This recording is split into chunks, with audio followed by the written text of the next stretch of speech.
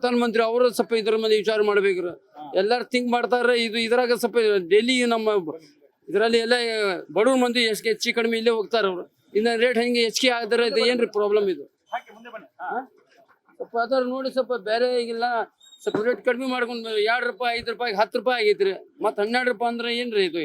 ಎಲ್ಲ ಮೇನ ಎಲ್ಲ ಜನರಲ್ ಮೇಲೆ ಜಾಸ್ತಿ ಇದು ನಮ್ದು ಹೆಚ್ಚಿಗೆ ಅದರ ಎಲ್ಲ ನಮ್ ಕಷ್ಟ ಬಾಳೆ ಮಾಡೋದು ಬಹಳ ಕಷ್ಟ ಆಗಿದ್ರಿ. ಅದೇ ಸರ್, ಅದ್ರ ಮೇಲೆ ಎಲ್ಲಾರು ವಿಚಾರ ಮಾಡ್ಬೇಕ್ರಿ ಎಲ್ಲ ಸರ್.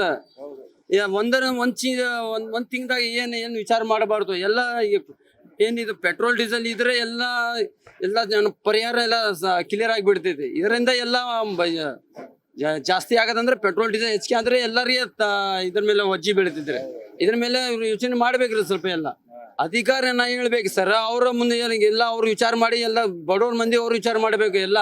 ಎಲ್ಲಾರು ಎಲ್ಲ ಸಮಸ್ಯೆ ರೀ. ಮತ್ತೆ ಏರಿದು ಇದ್ರ ಮೇಲೆ ಯಾರು ಹೇಳೋರ್ ಇಲ್ರಿ ಸರ್. ಸುಮ್ನೆ ಬಂದು ಹಾಕೊಂತಾರ ಹೋಗ್ತಾರ.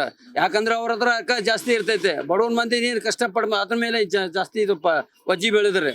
ನೋಡ್ರಿ ಎಷ್ಟ್ ದಿವಸ ಆತ್ ನೋಡ್ರಿ. 10 ರೂಪಾಯಿ ಹೆಚ್ಚಿಗೆ ಅಂದ್ರೆ 101 ರೂಪಾಯಿ ಐತ್ರಿ, 102 ಇದ್ರಿ, ಈಗ 110 ರೂಪಾಯಿ ಆಗಿದ್ರಿ. 10 ರೂಪಾಯಿ 67 ಪೈಸೆ ಆಗಿದೆ. ಅದ್ರ ಮತ್ತೇನ್ ಹೇಳ್ರಿ. ಮತ್ತೆ ಇದ್ರ ಬಗ್ಗೆ ನಮ್ಮ ಪ್ರಧಾನಮಂತ್ರಿ ಸ್ವಲ್ಪ ವಿಚಾರ ಮಾಡ್ಬೇಕ್ರಿ ಅಷ್ಟೇ. ಮತ್ತೇನ್ ಹೇಳ್ದ? ಪೆಟ್ರೋಲ್ ರೇಟ್ ಎಲ್ಲ ಜಾಸ್ತಿ ಆಗ್ಬಿಟ್ಟೈತ್ರಿ. ನಮ್ಗೆ ದೈನಂದಿನ ಅಡ್ಡಾಡಕ್ಕೆ ಭಾಳ ಪ್ರಾಬ್ಲಮ್ ಆಗೈತಿ.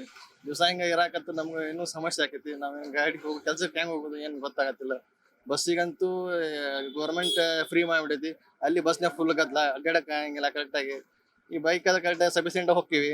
ಹಿಂಗೆ ಪೆಟ್ರೋಲ್ ಏರಾಕತ್ತ ಇನ್ನೂ ಸಮಸ್ಯೆ ಆಕೈತಿ ನಮಗೆ. 110 ರೂಪಾಯಿ 67 ಪೈಸೆ ಆಗಿದೆ ಸರ್.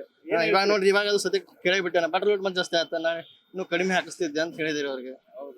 ನೀವು ಸಣ್ಣ ಆಗ್ಬೇಕಲ್ವಾ? ಅದು ಒಂದು ಉತ್ತಮ ಆಹಾರದಿಂದ ಸಣ್ಣ ಆಗ್ಬೇಕಲ್ವಾ? ಪ್ರತಿದಿನ ನಮ್ಮ ಜೀನಿ ಸ್ಲಿಮ್ ನ ಯೂಸ್ ಮಾಡಿ ಯಾವುದೇ ಸೈಡ್ ಎಫೆಕ್ಟ್ ಇಲ್ದಂಗೆ ನೀವು ಸಣ್ಣ ಆಗ್ತೀರಾ.